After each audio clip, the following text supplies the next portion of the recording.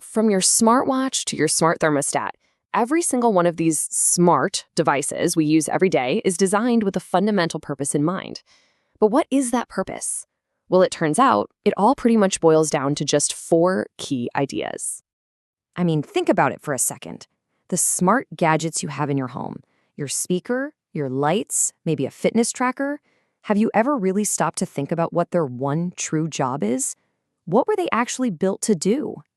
Because behind all the flashy tech and the complex circuits, every IoT product you can think of fits neatly into one of four categories.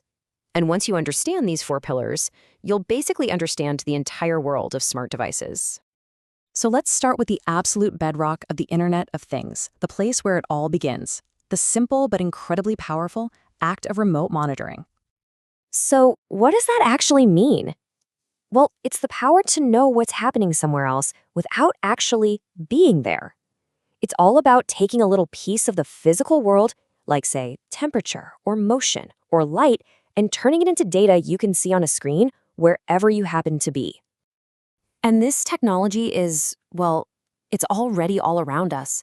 Health sensors on your wrist that track your heart rate, a Google Nest that's constantly listening for a smoke alarm, or even those little devices that tell you about your indoor air quality.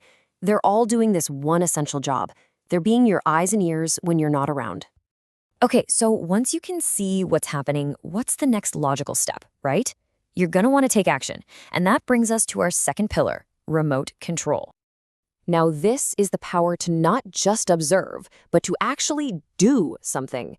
Remote control lets you manipulate a device from anywhere on the planet, sending a command that has a real physical effect. You're no longer just a spectator. You're in the driver's seat. Just think about Philips Hue bulbs, right? You can change the color and how bright your lights are straight from your phone.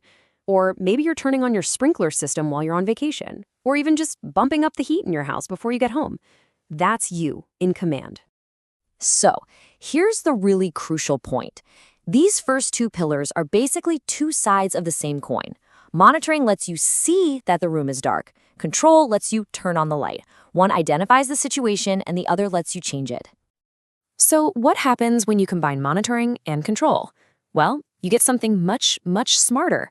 And that leads us straight to our third pillar, resource optimization. This is the point where IoT really starts to, think for itself.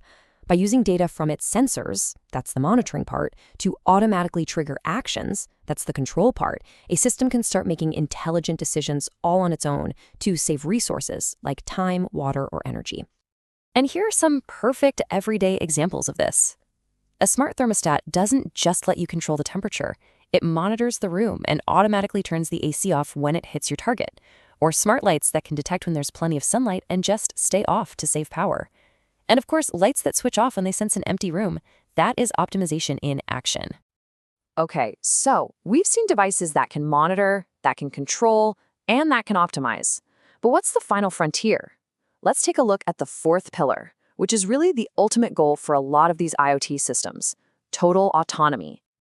So an autonomous system, it doesn't need you to set the rules. It uses its sensors, its control mechanisms, and these constant feedback loops to understand what's going on around it and make complex decisions entirely on its own. No human intervention needed. And this is really how it all comes together. See, autonomy isn't some totally separate idea. It's the grand finale. It's the culmination of the other three pillars working together in perfect harmony. It's a system that monitors, controls, and optimizes so well that it just doesn't need us to guide it anymore. This is where we start seeing some truly futuristic stuff. Self-driving cars are, of course, the classic example. They're monitoring road conditions, controlling steering and speed, and optimizing for safety, all by themselves. But we also see it in things like collaborative robots on a factory floor, and even kitchen robots that can handle complex cooking tasks for us. So, we've walked through the four fundamental purposes of any IoT device: monitoring, control, optimization, and finally, autonomy. And this isn't just a list, it's like a ladder of sophistication. It shows how simple sensing can evolve into really complex decision-making. So let's put it all together. So to recap it all one last time. Monitoring is all about measuring. Control is about commanding. Optimization is about adjusting intelligently. And autonomy, the final step, is about deciding. From a simple smoke alarm that just tells you something is wrong, all the way to a car that can literally drive itself. It's all part of the same logical progression toward a more responsive and intelligent world. And that brings us to a final, and I think a really crucial question. As these systems get more and more capable of making their own decisions, we have to start thinking about our own role in all of this. So I'll leave you with this thought. What is the one decision that you think we should never, ever hand over to a machine?